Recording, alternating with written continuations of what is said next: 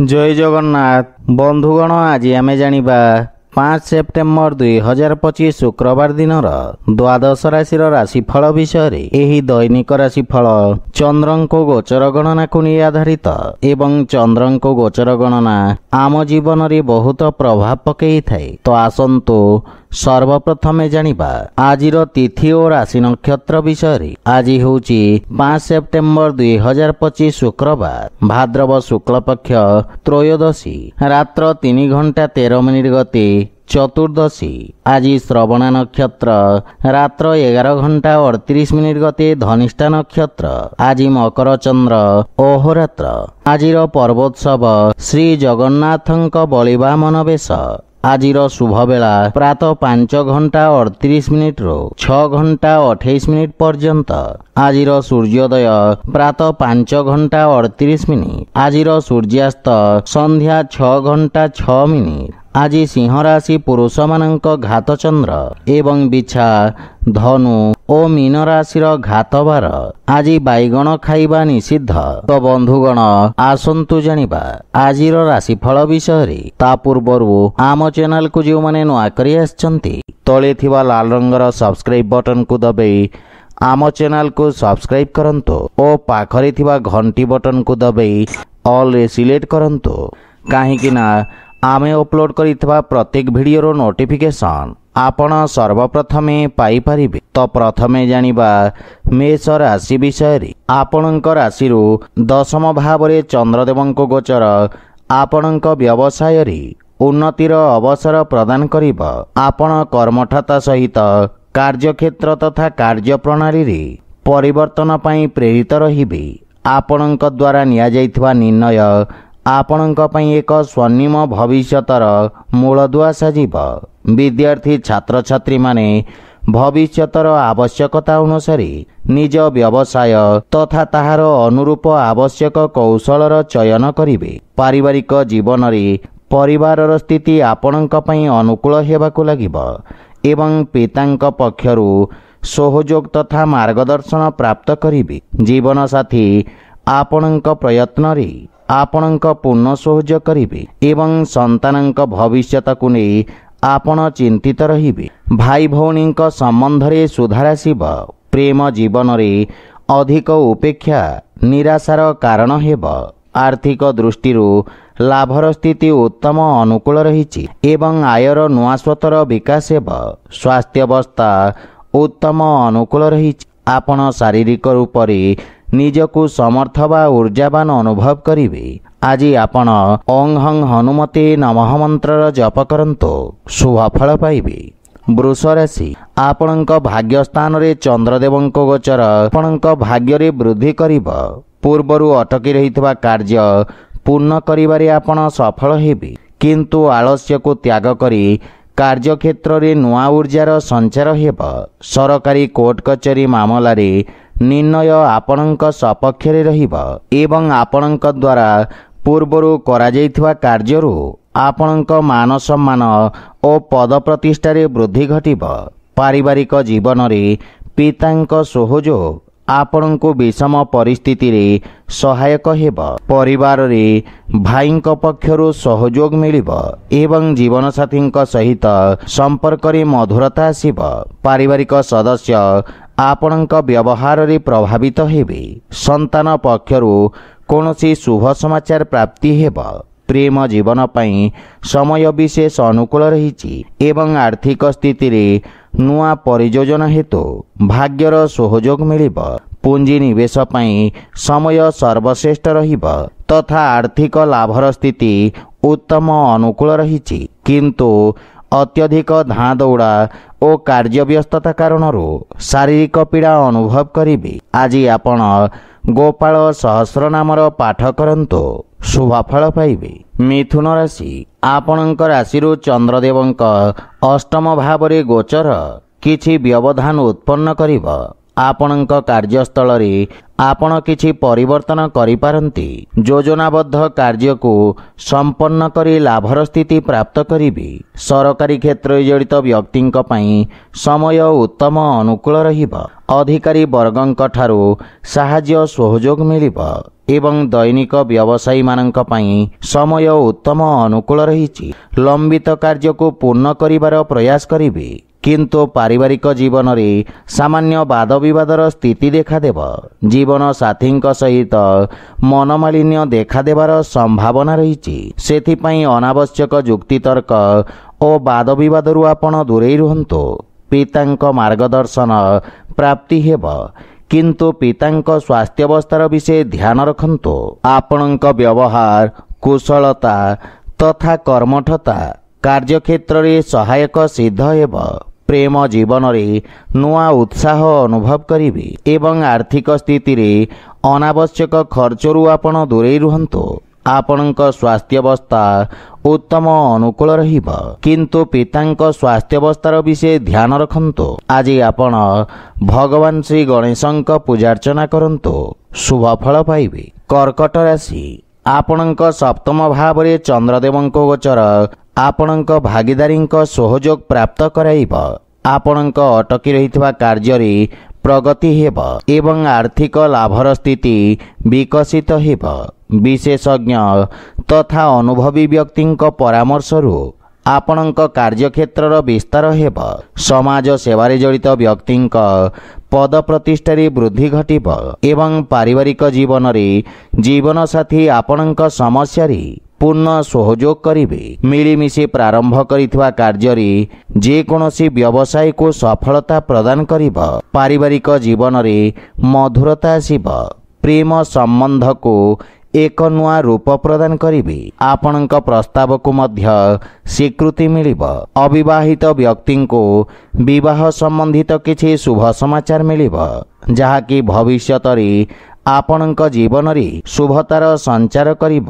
ଆର୍ଥିକ ସ୍ଥିତି ସୁଦୃଢ଼ ହେବ ଏବଂ ଆଂଶିକ ଲାଭ ମଧ୍ୟ ପାଇପାରିବେ। ରାଜକୀୟ କାର୍ଯ୍ୟରେ ସଫଳତା ମିଳିବ।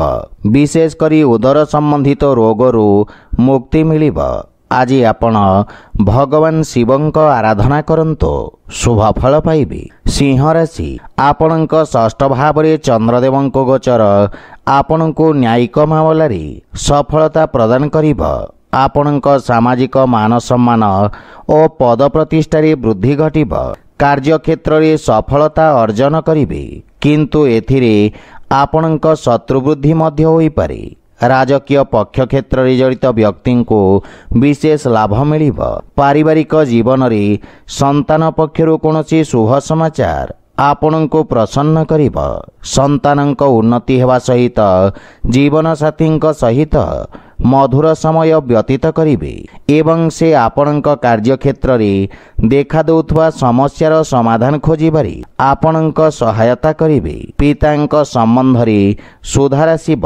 ପ୍ରେମ ଜୀବନରେ ନୂଆ ଉତ୍ସାହ ଅନୁଭବ କରିବେ ଏବଂ ଆର୍ଥିକ କ୍ଷେତ୍ରରେ ଆର୍ଥିକ ଲାଭର ପ୍ରବଳ ଯୋଗ ରହିଛି। ଛୋଟିଆ ଋଣ ଭାରରୁ ଆପଣଙ୍କୁ ମୁକ୍ତି ମିଳିବ ଏବଂ ପୁରୁଣା ସ୍ୱାସ୍ଥ୍ୟ ସମସ୍ୟାରୁ ମୁକ୍ତି ମିଳିବ।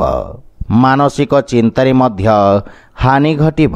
ଆଜି ଆପଣ ହନୁମାନ ଚାଳିଶାର ପାଠ କରନ୍ତୁ, ଶୁଭ ଫଳ ପାଇବେ। କନ୍ୟା ରାଶି, ଚନ୍ଦ୍ରଦେବଙ୍କ ଆପଣଙ୍କ ପଞ୍ଚମ ଭାବରେ ଗୋଚର ବିଦ୍ୟାର୍ଥୀ ଛାତ୍ରଛାତ୍ରୀମାନଙ୍କୁ ସଫଳତା ପ୍ରଦାନ କରିବ ତଥା ବିଦ୍ୟାର୍ଥୀ ଛାତ୍ରଛାତ୍ରୀମାନଙ୍କ ପାଇଁ ସମୟ ବିଶେଷ ରୂପରେ ଉତ୍ତମ ଅନୁକୂଳ ରହିବ। ପରୀକ୍ଷା ପ୍ରସ୍ତୁତିକୁ ଅନ୍ତିମ ରୂପ ଦେବେ। ବିଦ୍ୟୁତ୍ ଉପକରଣ ସହିତ ଜଡ଼ିତ ବ୍ୟବସାୟୀମାନେ ବିଶେଷ ଲାଭବାନ ହେବେ। ଆପଣଙ୍କ କାର୍ଯ୍ୟକ୍ଷେତ୍ରରେ ପଦ ପ୍ରତିଷ୍ଠାରେ ବୃଦ୍ଧି ଘଟିବ ଏବଂ କୌଣସି ପୁରୁଣା ବ୍ୟବସାୟିକ ସମ୍ବନ୍ଧରୁ ଆପଣ ଲାଭବାନ ହେବେ। ପାରିବାରିକ ଜୀବନରେ ସନ୍ତାନର ଇଚ୍ଛା ରଖୁଥିବା ବ୍ୟକ୍ତିଙ୍କୁ ଶୁଭ ସମାଚାର ପ୍ରାପ୍ତି ହେବ। ପାରିବାରିକ ଜୀବନରେ ସୁଖ ଶାନ୍ତି ଓ ହସ ଖୁସିର ବାତାବରଣ ଲାଗି ରହିବ। ଭାଇ ଭଉଣୀଙ୍କ ସହିତ କିଛି ଅସାମଞ୍ଜସ୍ୟ ସ୍ଥିତି ଦେଖାଦେଇପାରେ, କିନ୍ତୁ ଚର୍ଚ୍ଚା ଦ୍ୱାରା ମତଭେଦ ଦୂର ହେବ। ପ୍ରେମ ସମ୍ପର୍କରେ ଅତ୍ୟଧିକ ଆକାଂକ୍ଷା କାରଣରୁ କିଛି ମନମାଳିନ୍ୟର ଆଶଙ୍କା ରହିଛି, କିନ୍ତୁ ପିତାଙ୍କ ଆଶୀର୍ବାଦରୁ ସଫଳତା ମିଳିବ। ଆର୍ଥିକ ସ୍ଥିତିରେ ସୁଧାର ଆସିବ, କିନ୍ତୁ ଅର୍ଥ ଦେବା ନେବାରେ ବିଶେଷ ସାବଧାନ ରୁହନ୍ତୁ। ତ୍ୱଚା ସମ୍ବନ୍ଧିତ ରୋଗରୁ ମୁକ୍ତି ମିଳିବ। ଆଜି ଆପଣ ଗୋମାତାଙ୍କୁ ଖାଇବାକୁ ଦିଅନ୍ତୁ, ଶୁଭ ଫଳ ପାଇବେ। ତୁଳା ରାଶି, ଆପଣଙ୍କ ରାଶି ସ୍ଥାନରୁ ଚନ୍ଦ୍ରଦେବଙ୍କ ଚତୁର୍ଥ ଭାବରେ ଗୋଚର ଆପଣଙ୍କ ଦୈନିକ ଦିନଚର୍ଯ୍ୟାକୁ ପ୍ରଭାବିତ କରିବ, କିନ୍ତୁ ଧନହାନିର ସମ୍ଭାବନା ରହିଛି। କାର୍ଯ୍ୟକ୍ଷେତ୍ରରେ ଅନାବଶ୍ୟକ ସମସ୍ୟା ଚିନ୍ତିତ କରିବ। କୌଣସି ପ୍ରକାର ଅସୁରକ୍ଷିତ କାର୍ଯ୍ୟଠୁ ଆପଣଙ୍କୁ ଦୂରେଇ ରହିବା ଉଚିତ। ବିଦ୍ୟାର୍ଥୀମାନଙ୍କୁ ନିଜ ଲକ୍ଷ୍ୟ ହାସଲ କରିବାରେ ଅଧିକ ପରିଶ୍ରମ କରିବାକୁ ପଡ଼ିବ, କିନ୍ତୁ ସମ୍ବନ୍ଧର ବିଷୟ ଧ୍ୟାନ ରଖନ୍ତୁ।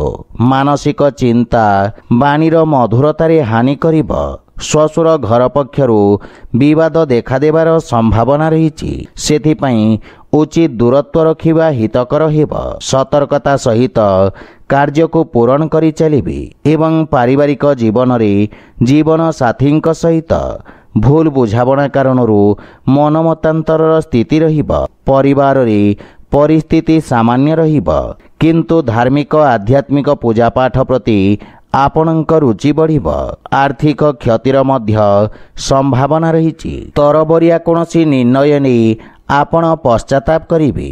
ସ୍ୱାସ୍ଥ୍ୟାବସ୍ଥାରେ ଉଚ୍ଚ ନିଚର ସ୍ଥିତି ରହିବ, କିନ୍ତୁ ଶ୍ୱାସ ସମ୍ବନ୍ଧିତ ରୋଗୀ ସ୍ୱାସ୍ଥ୍ୟାବସ୍ଥାର ବିଷୟ ଧ୍ୟାନ ରଖନ୍ତୁ ଏବଂ ସ୍ୱାସ୍ଥ୍ୟ ନିୟମର ପୂର୍ଣ୍ଣ ପାଳନ କରନ୍ତୁ।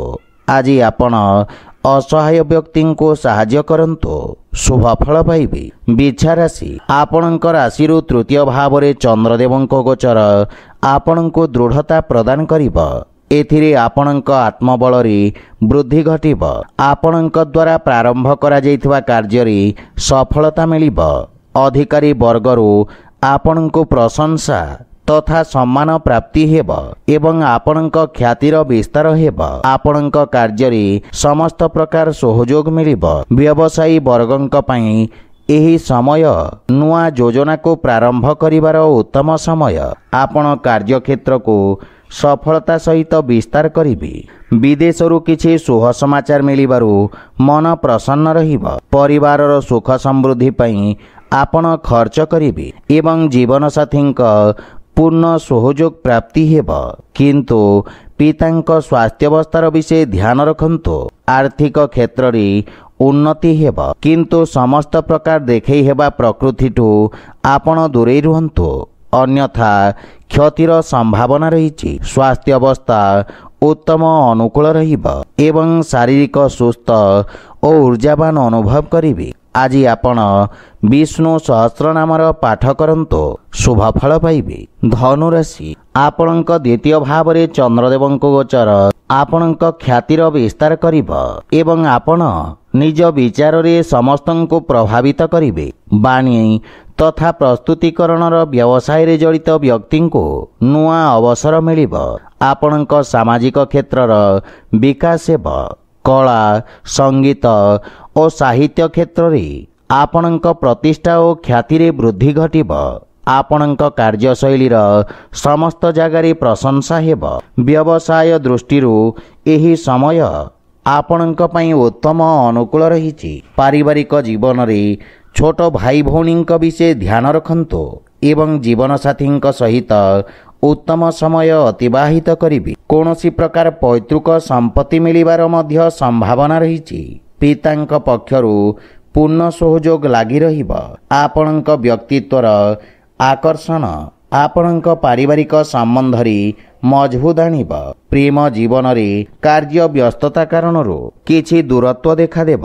ଆର୍ଥିକ ସ୍ଥିତିରେ ଧନ ଆଗମନ ହେବ ଏବଂ ଆର୍ଥିକ ଉନ୍ନତି ହେବ, କିନ୍ତୁ ଅନାବଶ୍ୟକ ଖର୍ଚ୍ଚରେ ନିୟନ୍ତ୍ରଣ ବଜାୟ ରଖନ୍ତୁ। ସ୍ୱାସ୍ଥ୍ୟାବସ୍ଥା ଉତ୍ତମ ଅନୁକୂଳ ରହିବ। ବୟସ୍କ ବ୍ୟକ୍ତିଙ୍କୁ ଅସ୍ଥି ସମ୍ବନ୍ଧିତ ସ୍ୱାସ୍ଥ୍ୟ ସମସ୍ୟା ଦେଖାଦେଇପାରେ। ଆଜି ଆପଣ ହନୁମାନଙ୍କୁ ଲାଲ ପୁଷ୍ପ ଅର୍ପଣ କରନ୍ତୁ, ଶୁଭ ଫଳ ପାଇବେ। ମକର ରାଶି, ଆପଣଙ୍କ ରାଶି ସ୍ଥାନରୁ ଚନ୍ଦ୍ରଦେବଙ୍କ ଗୋଚର ଆପଣଙ୍କ ବ୍ୟକ୍ତିତ୍ୱର ଆକର୍ଷଣକୁ ବୃଦ୍ଧି କରିବ। ପଦ ଓ ଗାରିମାର ପ୍ରାପ୍ତି ହେବ। ସାମାଜିକ କ୍ଷେତ୍ରରେ ମାନ ସମ୍ମାନ ଓ ପଦ ପ୍ରତିଷ୍ଠାରେ ବୃଦ୍ଧି ଘଟିବ। ରିଏଲ ଇଷ୍ଟେଟ୍ ସମ୍ବନ୍ଧିତ କାରବାରରେ ଲାଭ ହେବାର ଯୋଗ ରହିଛି। ବ୍ୟବସାୟିକ ବେପାର କ୍ଷେତ୍ରରେ ଆପଣଙ୍କ ଦ୍ୱାରା କରାଯାଇଥିବା ପରିବର୍ତ୍ତନ ସକାରାତ୍ମକ ପରିଣାମ ପ୍ରଦାନ କରିବ। ବିଦ୍ୟାର୍ଥୀ ଓ ଛାତ୍ରଛାତ୍ରୀମାନଙ୍କୁ ଆଶାତୀତ କ୍ଷେତ୍ରରେ ଉଚ୍ଚଶିକ୍ଷାର ମାର୍ଗ ପ୍ରଶସ୍ତ ହେବ। କାର୍ଯ୍ୟକ୍ଷେତ୍ରରେ ଜୀବନସାଥୀଙ୍କ ପରାମର୍ଶ ସଠିକ୍ ସାବ୍ୟସ୍ତ ହେବ ଏବଂ ଜୀବନସାଥୀଙ୍କ ସମ୍ପର୍କରେ ପ୍ରଗାଢ଼ତା ଆସିବ। ଭାଇ ତଥା ବନ୍ଧୁ ମିତ୍ରଙ୍କ ସହଯୋଗ ଆପଣଙ୍କ ମନକୁ ପ୍ରସନ୍ନତା ତଥା ଆତ୍ମବିଶ୍ୱାସରେ ବୃଦ୍ଧି କରାଇବ। ବିବାହଯୋଗ୍ୟ ବ୍ୟକ୍ତିଙ୍କୁ କିଛି ଉତ୍ତମ ପ୍ରସ୍ତାବ ଆସିପାରେ ଏବଂ ସୁଖଦ ସମାଚାର ମିଳିବ। ପ୍ରେମ ସମ୍ବନ୍ଧରେ ନିକଟତା ଆସିବ। ଆର୍ଥିକ ପକ୍ଷ ଆହୁରି ମଜବୁତ ହେବାକୁ ଲାଗିବ, କିନ୍ତୁ ଖର୍ଚ୍ଚରେ ନିୟନ୍ତ୍ରଣର ଆବଶ୍ୟକତା ରହିଛି। ସ୍ୱାସ୍ଥ୍ୟାବସ୍ଥା ଉତ୍ତମ ଅନୁକୂଳ ରହିବ।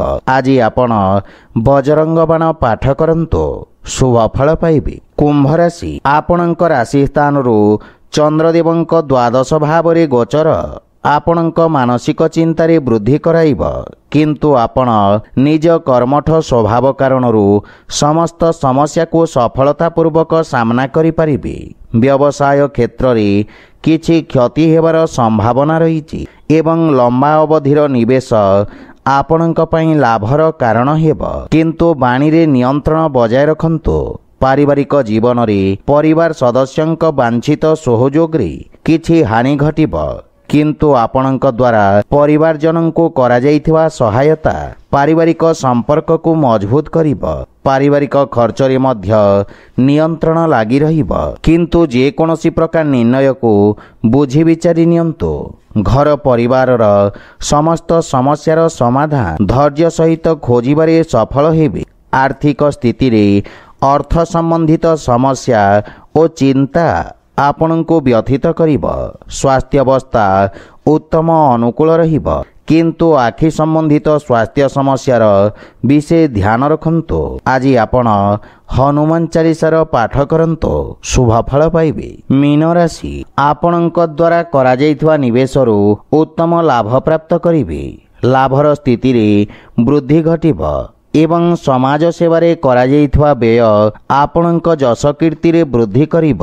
ଆପଣଙ୍କ ଦ୍ୱାରା ପ୍ରାରମ୍ଭ କରାଯାଇଥିବା କାର୍ଯ୍ୟରେ ପ୍ରଗତି ଆସିବ ଏବଂ କରାଯାଇଥିବା ନିବେଶରୁ ମଧ୍ୟ ଉତ୍ତମ ଲାଭ ପରିଣାମ ପାଇବାର ସମ୍ଭାବନା ରହିଛି।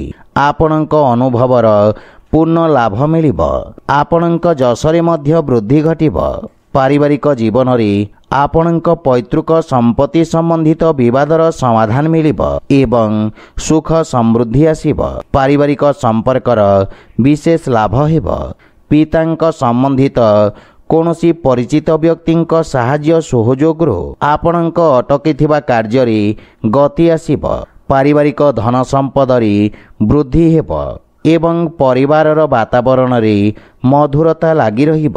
ମାତା ପିତାଙ୍କ ସ୍ନେହ ବା ଆଶୀର୍ବାଦ ପ୍ରାପ୍ତ କରିବେ ଏବଂ ଆକସ୍ମିକ ଧନଲାଭର ଯୋଗ ରହିଛି। ସଞ୍ଚିତ ଧନରେ ମଧ୍ୟ ବୃଦ୍ଧି ଘଟିବ। ଆଜି ଧାଁ ଧଉଡ଼ା କାର୍ଯ୍ୟ ବ୍ୟସ୍ତତା ଦେଇ ଆପଣ ଗତି କରିବେ, କିନ୍ତୁ ସ୍ୱାସ୍ଥ୍ୟାବସ୍ଥାର ପୂର୍ଣ୍ଣ ସହଯୋଗ ପ୍ରାପ୍ତି ହେବ। ଆଜି ଆପଣ ହନୁମାନ ଚାଳିଶାର ପାଠ କରନ୍ତୁ, ଶୁଭ ଫଳ ପାଇବେ। ତ ବନ୍ଧୁଗଣ, ଏହା ଥିଲା ଆଜିର ରାଶିଫଳ ବିଷୟରେ। ଯଦି ଭିଡ଼ିଓଟି ଆପଣମାନଙ୍କୁ ଭଲ ଲାଗିଥାଏ, ଲାଇକ୍ ସେୟାର ଓ କମେଣ୍ଟ କରି ଜଣାନ୍ତୁ ଏବଂ ଆମ ଚ୍ୟାନେଲକୁ ସବସ୍କ୍ରାଇବ୍ କରନ୍ତୁ। ଜୟ ଜଗନ୍ନାଥ।